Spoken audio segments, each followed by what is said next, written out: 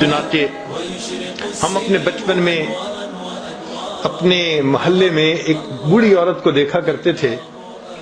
وہ پاگل تھی.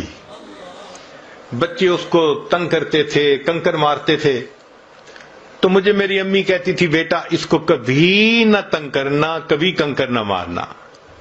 تو میں ہمیشہ کھڑے ہو کے, چھوٹا بچہ تھا, اس کو دیکھا کرتا تھا کہ یہ کیوں ایسے پاگل سی ہے, دیوانی سی ہے. جب بڑے ہوئے تو پھر والدہ نے اس کا قصہ سنایا. کہنے لگی کہ یہ ہمارے محلے کی ایک اچھے گھرانے کی خاتون تھی, جوان العمر تھی. اللہ نے اس کو بیٹا دیا. بیٹا بھی بڑا خوبصورت,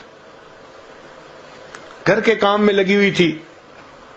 اب بچہ اپنی ماں سے بہت اٹیچڈ تھا. کچھ بچے ہوتے ہیں نا, گود کا چسکا ہوتا ہے کہ ہر وقت ماں ہی گود میں اٹھائے رکھے. وہ بھی اسی قسم کا بچہ تھا. اس عورت نے کوئی کام سمیٹنا تھا تو یہ اس بچے کو فیڈر دے کے لٹا کر گئی کہ تم اب جو ہے نا لیٹ جانا, اب باہر مت آنا, مجھے کام سمیٹنا ہے. اور بچہ فیڈر پہ کے پھر باہر. وہ تو معصوم بچہ تھا, چھوٹا تھا.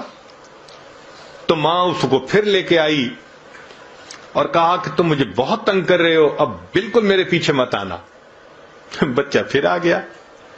اب اس کو غصہ آ گیا اور غصہ کنٹرول نہ ہوا تو یہ بچے پہ برسنے لگی. اس کو بہت سخت سخت کہا, میں تجھے سلا کے آئی تھی, کیوں میرے پیچھے آ گیا, تنگ کرتا ہے مجھے, سویا سو ہی جاتا تو اچھا تھا.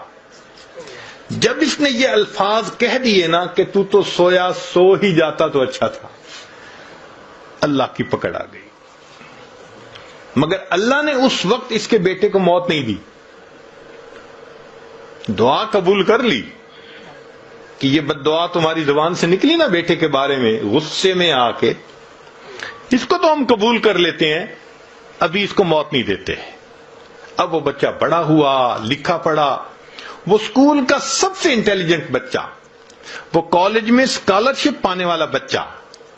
جب وہ فائنل ماسٹر ڈگری کر کے آیا تو اس نے بزنس شروع کیا. اتنا اچھا بزنس چلا اس کا کہ پورے شہر کے لوگ اس بچے کی مثالیں دیتے تھے کہ دیکھو اتنے اچھے اخلاق والا, تحمل مزاجی والا, خوش مزاج, اچھے بچہ, اتنا اچھا اس کا بزنس ہے.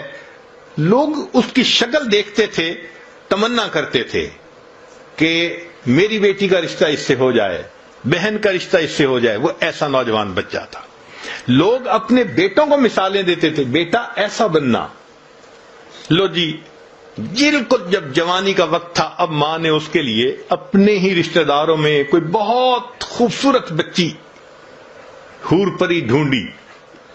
پھر اس کے لیے بڑی تیاریاں, پیسے کی کمی نہیں تھی.